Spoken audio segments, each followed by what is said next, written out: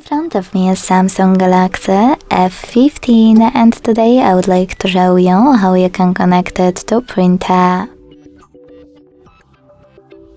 All you need to do is open settings and hit connections. Then click on more connection settings and select printing. Now just tap on default print service and wait.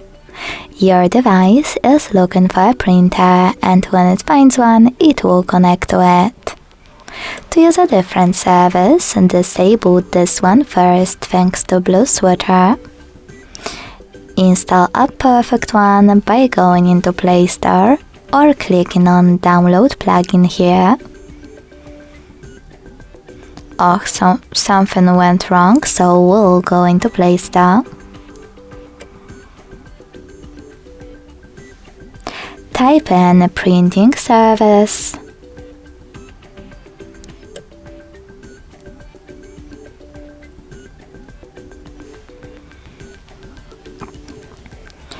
And download the perfect one.